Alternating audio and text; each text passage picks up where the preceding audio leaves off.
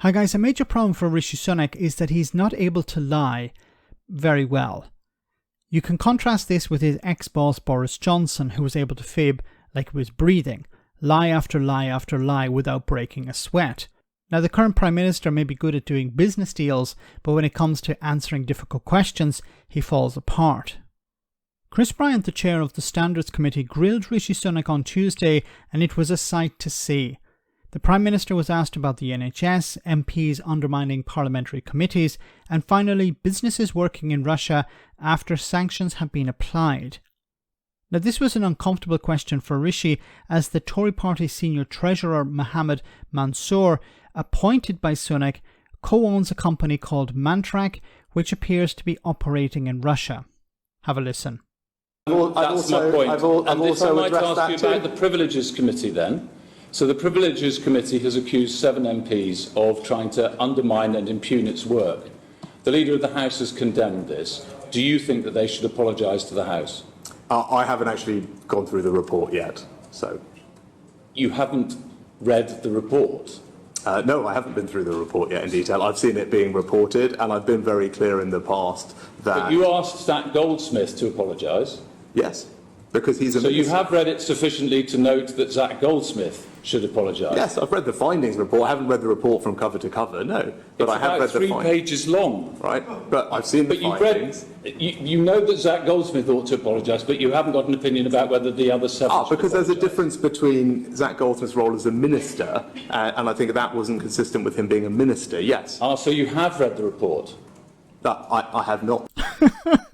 This is terrible. Like, have you read the report? No, I haven't gone through the report. Whatever that means is read the report. Yes. I haven't read the report, no. Okay, but you asked Zach Goldsmith to resign, or to apologise, sorry.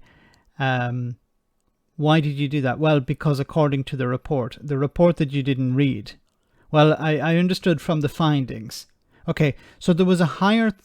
what sort of threshold was there for Zach Goldsmith to apologise and not regular members of the Conservative Party? Like, he's saying... Rishi Sunak's argument here, or defence, is that, well, he was a minister. I haven't read the report, but I determined from not reading the report that he should apologise. But he didn't apply that standard to regular members, nobodies within the Conservative Party. They're backbenchers, they're not ministers.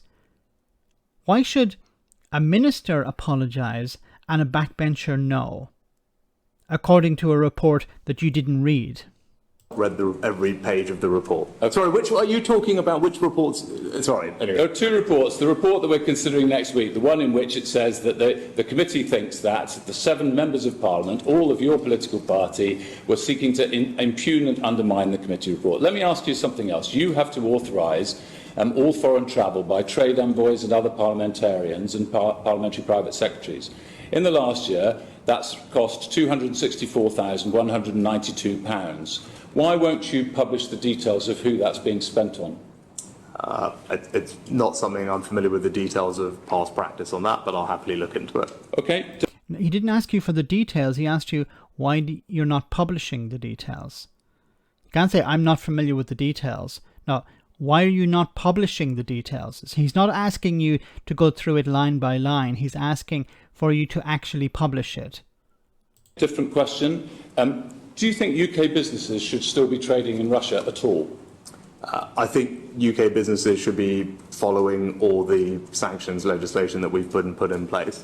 Do you think they should be trading in Russia at all, a year after the second invasion? There may be particular circumstances in which some businesses are in the process of either divesting or where it's considered that it would actually be detrimental to our interests or hand over assets very cheaply to the Russians. But as I said, the job of business is to comply with the laws that we set. So Mantrak, which owns Unitrack FZE, sold new diggers to Russia in April of this year, and you took £5 million from its owner. Is that right? I said last question. I'm not familiar with the specific company.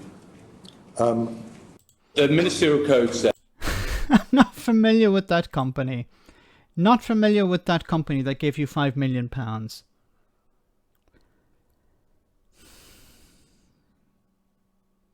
You appointed the co-owner of that company as senior treasurer to the Conservative Party, and you're not familiar with the company. The company owner gave you £5 million and you're not familiar with the company.